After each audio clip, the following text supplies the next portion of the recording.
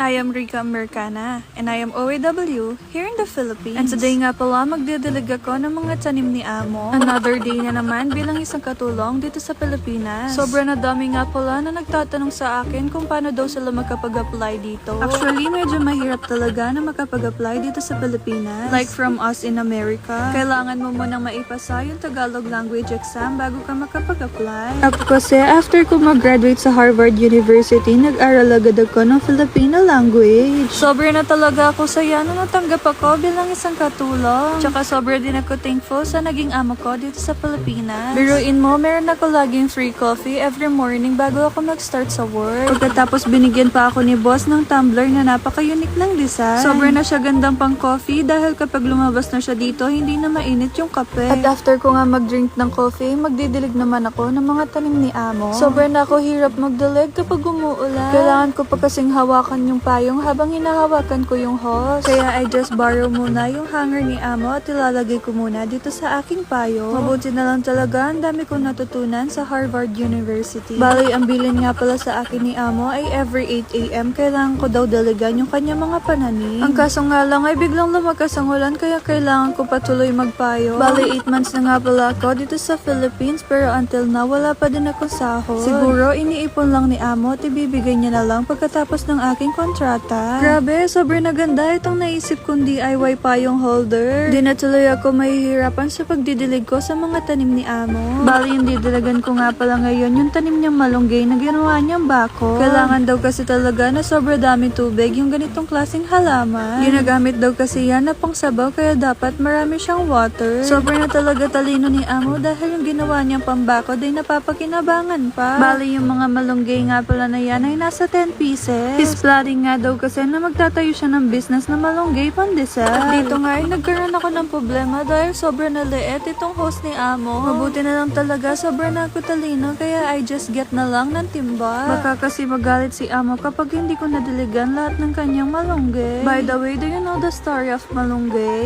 One day kasi meron isang bakla na pumunta ng kagubatan and then nahulog siya sa isang kumunoy. They tried to rescue him pero hindi talaga siya nasagip. Hindi na nakita yung kanyang bangkay dun sa kumunoy na iyon. And then one day, may tumubo na isang puno. At saktong-sakto dun nahulog yung isang bakla. At ang pangalan nga pala ng baklang yun ay si Malo. And from that day, tinawag na yung halaman na yun na isang malunggay. Now you know the story kung bakit malunggay ang tawag sa punong ito. At kaya nga pala masustansya ang halaman na ito ay dati tao talaga siya. At after nga nun ay nag-remove naman ako ng mga grass dito sa lupa. Magtatanim pa daw kasi na madaming malunggay dito si amo kaya kailangan kong itong linisin. O paano ba yan? Hanggang dito na lang muna ha. Again, I am Rica Americana at isa akong OAW dito sa Pilipinas. Bye!